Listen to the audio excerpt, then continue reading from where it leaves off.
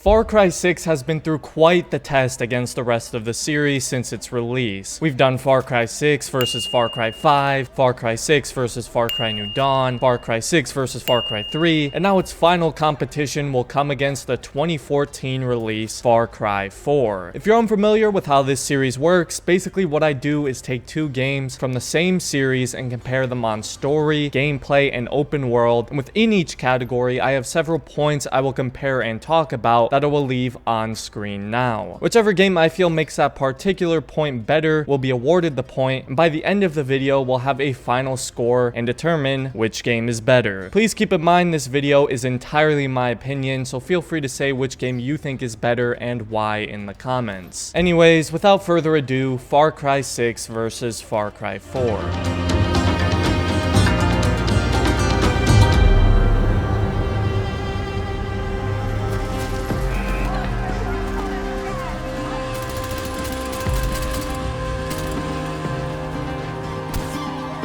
We're gonna switch up the order a little here and talk about gameplay first. I believe I said this in my Far Cry 6 versus Far Cry 3 video, but gameplay hasn't had a lot of major changes in the series since really Far Cry 3. Far Cry 3 found a formula that worked, and it was just built upon in each game since, with mostly minimal changes. The gunplay in Far Cry 4, again, is pretty similar to 3's. Really, I think the biggest difference is you can equip sights and attachments on the weapons in 4, which is actually a really nice addition, one that is built upon even further in Far Cry 6 with adding weapon mods, bullet types, multiple barrels and muzzles, a lot more scopes and reticles. It's just more of everything. The gunplay itself in Far Cry 6, I'll add, does feel a little slower in terms of time to kill when compared to Far Cry 4, and I'm not a huge fan of the health bars, but increased customization along with those extremely satisfying headshots and the additions of the new Resolver weapons make the gunplay a lot more refreshing and unique when compared to Far Cry 4. Plus, if you throw the Supremos into the mix, there's just a lot more depth, weapons, and customization within the gunplay, so therefore the first point will go to Far Cry 6. Now for stealth, I've had a little bit of a change in opinion when it comes to stealth in Far Cry 6. There were some nice new additions to stealth in 6, like the perception grenade, which I found very useful, but I feel stealth in Far Cry 6 is far too easy. All you gotta do is throw armor-piercing bullets on a weapon and just headshot everybody. There's no real depth or complexity to it. You have no real reason to get in close for a takedown. While the headshots are very satisfying, the stealth doesn't provide for much challenge, therefore it can get boring. Far Cry 4's stealth system is very smooth, just like 6, but more importantly, I feel the stealth is significantly better paced. You can't just headshot everybody with complete ease like in Far Cry 6. I feel the AI are smarter and more aware. I'm sure part of this has to do with there's no difficulty settings in Far Cry 6, while there is in 4. The general flow and pacing of stealth feels a lot better in 4 in my opinion, while in Far Cry 6 there's no real challenge involved, especially with no difficulty setting, making the game itself much easier than I would like. I also like the design for stealth sections in Far Cry 4, especially with those large fortresses you have to infiltrate. I don't know, some people may not agree with me on this, but I prefer stealth in Far Cry 4. Customization is an easy point. We talked about this a little when talking about the gunplay, but there's obviously a lot more customization in Far Cry 6. More weapon customization along with clothing customization, which Far Cry 4 doesn't even have. Not that it really needs it, but Far Cry 6 has generally a lot more customization and more depth within it. While Far Cry 4's customization is nice and an improvement from Far Cry 3, it's still quite shallow.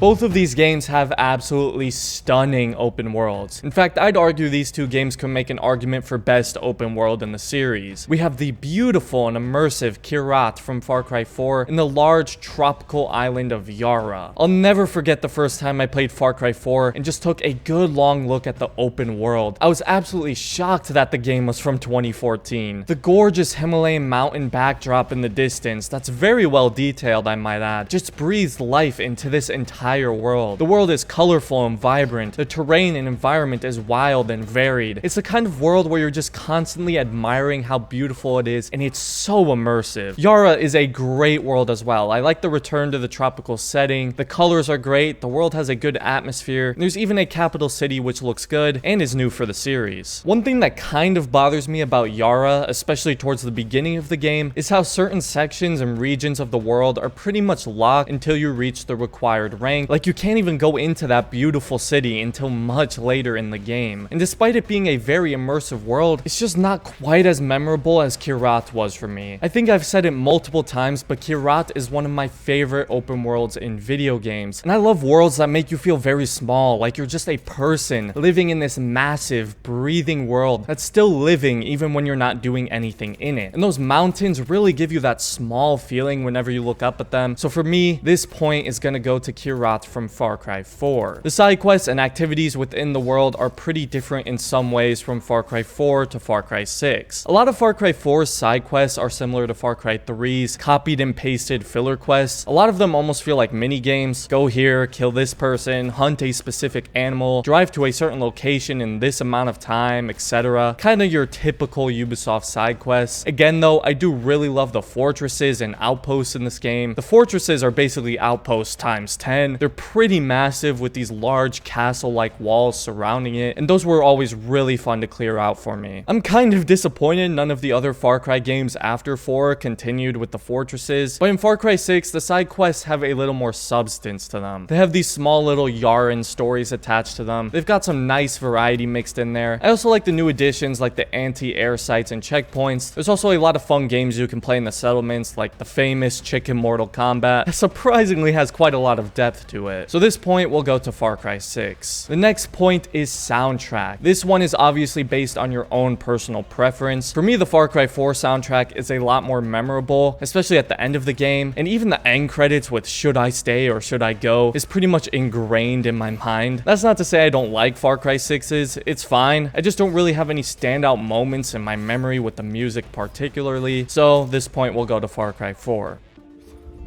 They could be good workers. They could help rebuild paradise. Get a little picture right into the camera. There we are. That finally brings us to the story. One of the reasons I really want to do which game is better for these two games is because their premise is pretty similar. They are both a tyrant who rules the country and wants to bring it wealth and riches, but does horrible things to obtain it, and there's a resistance that wants to destroy everything the villain has built and restore the land and give it back to its people. The first thing I want to talk about though is both games' protagonists, Danny Rojas from Far Cry 6 and Ajay Ghale from Far Cry 4. Both of these protagonists I think quite obviously aren't the best. They have a few good standout moments sprinkled in the story, but ultimately don't show a lot of personality. It is worth pointing out that Danny feels a little more present in the story because of the third-person cutscenes, while with Far Cry 4's first-person cutscenes, it feels a little more immersive and almost like you are Ajay. I've had some time to think about it, and while the third-person cutscenes aren't bad by any means, I still think I prefer the original style, especially in Far Cry 4. Far Cry 4 had a fantastic opening, and pretty much every scene where Pagan is speaking to you is just so engaging. One thing I also really like about Ajay and his story particularly is it's a lot more personal than Far Cry stories usually may be. In Far Cry 6, Danny loses her friend and joins a resistance to blow stuff up and kill people to free Yara. While in Far Cry 4, Ajay came to Kyrat to follow his mother's dying wish and place her ashes atop a mountain, and it just so happens that Pagan and Ajay's mom used to be really close, and Pagan sees Ajay almost like a son to him, while Ajay is under the impression that Pagan is an oppressive tyrant who's doing a disservice to his mother's memory and her home. So Ajay joins the Golden Path to liberate his people and honor his mother. And it's very clear that Ajay's mother wanted Ajay to meet Pagan, and I don't think it was to kill him or cripple his empire. You see what I mean though? Far Cry 4 has a lot more layers to its plot. Ajay has a deep personal connection to Pagan. The villain sees the protagonist almost like a son and has no intention of hurting hurting him. So to me, Ajay's story is far more interesting than Danny's, so the point will go to Ajay and Far Cry 4. The antagonist is a pretty easy one in my opinion. While Anton Castillo is well acted and an intimidating villain, he didn't have many layers to him. We had a little bit of backstory with the whole Legends of 1967, but not much more than that. His motives felt a little weak to me, and he hardly interacts with the game's protagonist, Danny. 90% of his scenes in the game are just evil monologues without Danny even in them. In a lot of ways, the story is more about Diego, which is fine, but it made Castillo almost take a back seat in his own game. Rather than seeing a whole lot of what Diego was going through and what he was thinking, I would have liked more insight into Anton and why he's doing what he's doing. I know there's more to this guy than a generic bad guy, and I wish they would have explored that. Pagan Min from Far Cry 4 is a fantastic antagonist, incredibly well acted by Troy Baker, arguably one of the best video game voice actors of all time, and every scene Pagan is in, he just draws you in. He's charismatic, well-spoken, classy if you would, and shockingly polite. Well, to Ajay at least. I also think Pagan is far more likable than all of the quote-unquote good guys in Far Cry 4, and I also love the connection between him and Ajay I talked about earlier. Really, the only issue with Pagan is he isn't in the game enough. He's really only at the beginning and end, which is too bad because I want to learn more about him, which we hopefully now will get in the upcoming Pagan Control DLC for Far Cry 6. But Pagan definitely wins this point over Anton. Now for plot, it pretty much comes down to the battle of resistances. Libertad or the Golden Path? Which one is better? Clearly neither. The Golden Path and all the stuff with Amida and Sabal is, I think, by far the worst part about Far Cry 4's story. Both of them suck and are extremely unlikable, which I think is made by design, to be fair. I would choose Pagan in a heartbeat over these two, which is how the game wants you to feel considering how the game can end, which I won't spoil just in case you haven't played it yet for some reason. Far Cry 6's plot is just missing those layers. Far Cry 4 played around a lot with the whole gray area theme, the lesser of two evils, and what's morally the best side. Who did Ajay's mother want Ajay to help? Pagan or the Golden Path? I love games that make the antagonist feel likable and even preferable to who's supposed to be your quote-unquote friends. I also like how the choice is for the most part left up to you. You have to decide who's the lesser of two evils in this situation. Again, Far Cry 6 just simply doesn't have that. There were times where it may seem like Castillo is right, but the game never goes any further with that theme. Instead, he's the big bad guy you need to work your way up to by killing all his lackeys and boring side villains. I also found the ending of the game to be pretty underwhelming and disappointing, if I'm being honest. Far Cry 4 definitely has some issues, specifically with Amida and Sabal, but I think the theme redeems that in a way, because you're not supposed to like Amida or Sabal. I just couldn't bring myself to care or invest myself in the Far Cry 6 characters, so once again, the point will go to Far Cry 4. And finally, let's talk about pacing. Something that bothers me with the pacing of Far Cry 6 is I feel there's a lot more filler to pad the game's runtime. In Far Cry 5, each Seed family member felt like a main antagonist, so fighting them and taking them all out felt engaging and important to the overall plot. Far Cry 6, however, doesn't have those strong side antagonists, so the game can really drag in some areas and slows down tremendously with its pacing until the very end. Far Cry 4 has this very same issue in some areas, where it feels the story has a great start and then slows down before it picks back up again at the very end. Regardless though, you're always working toward that ultimate goal of dethroning Pagan. You're crippling his empire, stripping him of his wealth, and killing his underlings, while at the same time you're choosing whether to help Amida or Sabal and deciding who you want to lead the Golden Path and restore Kirat. It at least kept me engaged and invested, so again, this point will go to Far Cry 4.